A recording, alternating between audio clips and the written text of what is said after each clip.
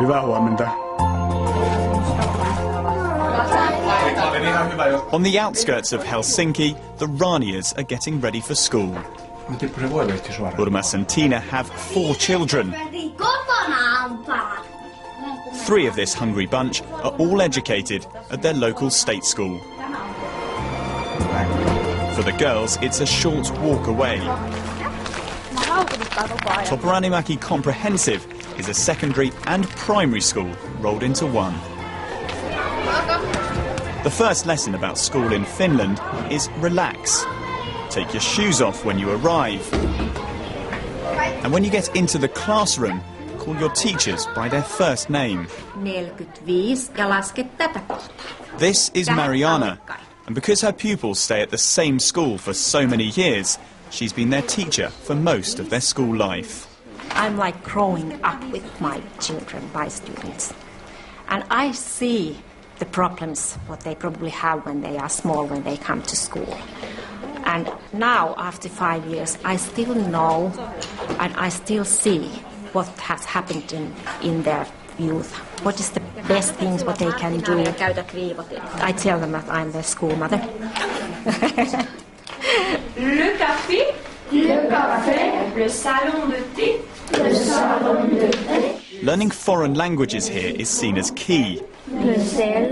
For these 11-year-olds, French is not their second, but their third language. And when they're 13, some will speak a fourth.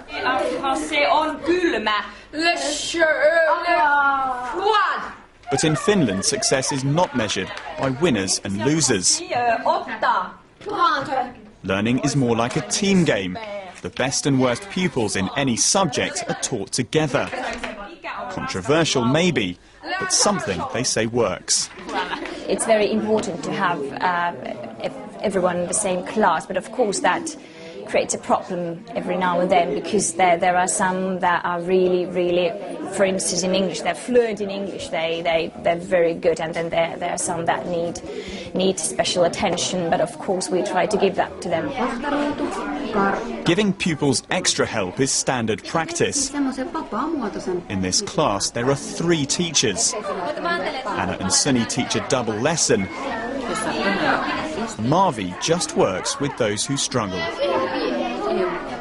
And it's the teachers here that would make any education secretary go green with envy. They're the key ingredient.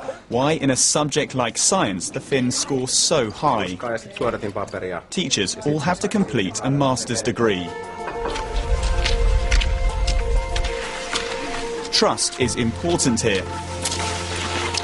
In PE, the kids head off unaccompanied for a long cross-country ski. And their effortless ease in achieving quality education is shown off by one statistic. Children here do the least number of class hours per week in the developed world and get the best results. What is the secret of Finland's education success? The head teacher gives his teachers much of the credit, but another reason is the T word again, trust, this time in him. Nobody outside is saying that you have to do like this or like that. And the feeling is that they trust us. This is my school, it's not the politicians' schools. In countries like the UK and the US, education is built around the idea of competition. Some schools will succeed and some won't. Incredibly though, the results at this school in Helsinki are virtually the same as any other school in Finland.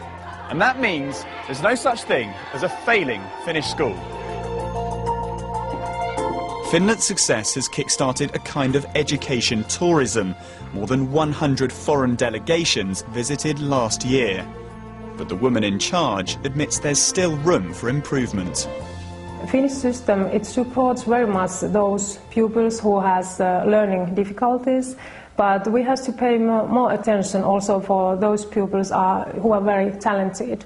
And now we have started a pilot project about it also, that how to support those pupils who are very gifted in some areas. We called on one of the country's biggest success stories. What do Finnish businesses want for the future?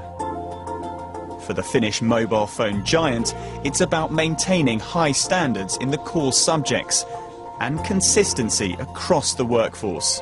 What we want the education system in Finland to continue doing is to keep a very good level in mathematics, science and technology-related subjects.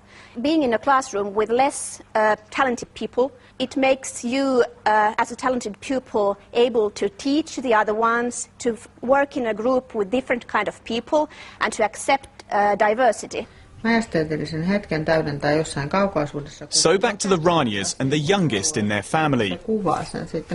Otto is 6, and like all children in Finland, he won't start at proper school until he's 7. The thinking that by then he'll be itching to start classes, but in the meantime, it's lessons with mum at home. How was your day at school today then? I really like the textiles class. Like Tina's spaghetti bolognese, Finland's success is part homemade. It's very interesting to hear what they've done. They have a culture here of valuing education, and parents know they have a key role to play too. There's sort of a triangle, if you can say so, that there are parents, and then there are the kids, and then there's the school and the teachers, and to have an active dialogue. The Finnish system sort of at least tries to encourage that, and I think at least in our school. Explaining why the Finns score high isn't easy. Unlike other European countries, Finland has very little immigration. So when pupils start learning, language isn't a problem.